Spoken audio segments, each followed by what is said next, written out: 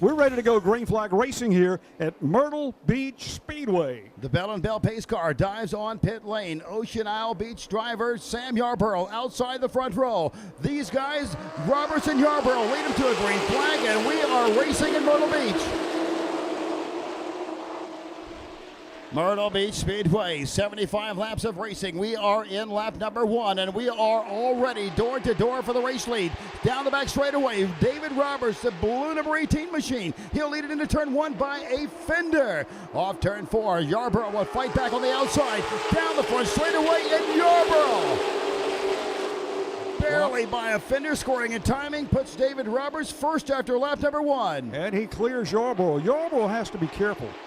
He could be giving up a track championship if he does not finish in this race and next week's race. His main adversary is only about 16 points behind, and of course that car is driven by Justin Milliken. Boy, that stall lanes collision, center number 77, Brian Voss. He's making a hard charge on the outside. Off turn 2 for second place in the racetrack. Brian Voss muscles himself into second place here this afternoon. Voss will now set his sights on David Roberts for the race lead. Now the 0-2 of Justin Milliken trying to work his way towards the front, but he also realizes I still have to have something left when it's time to really get the job done. He's on the inside of Matt Cox now on the 51, going through the first quarter and into turn 2 now. Four-time Myrtle Beach Speedway champion Sam Yarborough, third place on the racetrack. Now he is currently the points leader by just 5 points over the 0-2 of Justin Milliken.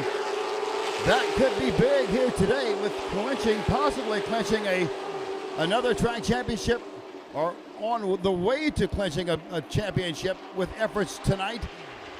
Milliken has one track championship and got a little slow start at the beginning of the season. And of course, last year was devastating, but it looks like that he's got it all dialed back in, and he is pacing himself well right now, even though he's getting intense competition on the outside as they head down the back straightaway. Looks like the 94 of Jamie Weatherford. They'll do some business off turn 4. And hello, Justin Milliken, the 0-2 of Justin Milliken. We spoke about him earlier being the fastest car on the racetrack. He has now caught these guys, and Milliken has moved himself into the top 5, now top 4 for the 0-2. Justin Milliken through turn 4. Now the battle begins for the points. He's now moved into 4th place, and he has his eyes set on the 20. The 20 of Sam Yarborough, the 4-time champion. They're squaring off, both of them from Brunswick County, North Carolina. And now we're seeing a driver that was here all day yesterday practicing, looking in his rearview mirror and seeing the 0-2 car is some distance back. Another big deal there between that 3rd and 4th place cars, Sam Yarborough and Justin Milliken. 5 points for a Myrtle Beach Speedway championship on the line, and those 5 points are big right now. Yarborough in the 20 does have that advantage of 5 points over Justin Milliken. Yarborough will start going right now. Yarborough will now go to a whip. I've seen him do this in about every race he's ever won, especially when he didn't lead the early stages. He has still got something beneath him in the 20 car. They're going to run up on some traffic. Yarborough has got to make a decision on whether he's going to go high or he's going to go low. Roberts is giving him some room at the top of the racetrack, which is the long way around. A car in front of Roberts, somebody's got to make a decision on which way they're going to go, but looming up behind him is the 0-2 and the 77. Here they come out of turn 4. By Willie Granger. And here goes Yarborough. Can he get by cleanly on the 18? He is working hard on David Roberts. Laps are winding down. Oh, and look at the fire out from under the 18 car. David Some Roberts is under emitting from attack around the transmission area. But now he's going to let the 0-2 by on the inside. Justin Milliken now gives chase, and the championship is on the line. Yes, it is, and I'm not quite clear how many points you get per position, but there's only 5 points between these two drivers, the 20 car and the 02, and the 20 has that 5-point lead. Both of them will fight as hard as they can. Who's got anything left? I told you that they'd both come to life towards the end of the race. They all had to save something because they realized there's a bigger prize at stake here. 61 laps are complete. 62. But Next there's time Milliken knocking on the door. Milliken is there. Milliken down on the inside, rim riding. They're almost rubbing fenders. Yarborough does not want to give it up. They're going to come up on some slow traffic. Milliken goes up the racetrack. He gets the left front nose on the right rear bumper of his car. They pass slow traffic going down the back straightaway. Yarborough has got to stay right where he is. He can't fall back any further. Just about a lap and a half away from wrapping up a prelude to a championship night, and this could be big for the Bell & Bell Chevrolet driver, Justin Milliken, as he'll get a white flag. This time by the start-finish line, Tim Tolson. He'll show it to him. So Tim Tolson shows that white flag out to race leader Justin Milliken for the final time. Milliken will work the center of the turn. Now off turn 2. Milliken down the back straightaway for the final time. He'll work the inside of the number 9, the Willie Granger machine. Into turn 3. Here we go. Center of the turn for Milliken. Off turn 4. Milliken's going to get her done this afternoon. The Bell & Bell Chevrolet wins at Myrtle Beach Speedway. The Robert Elliott number 20 machine will come home second. All this work that you're putting into, are you maintaining a regular job, Jamie? Yes, we are. Justin is an amazing person. He probably works 60 hours of work at Charlotte Electric, and he's at that shop till 10 and 11 o'clock every night. He's the most competitive, driven individual I have ever met in my life, and I'm just proud he's my son. Are you telling me that he keeps you up past the late news? Daddy goes to bed. I was wondering about that. And they're all yelling, so you can too. He'd love to hear from you in the grandstand if you appreciate how well he drove the car and how hard, and once he got the car to come to life, he went to the front.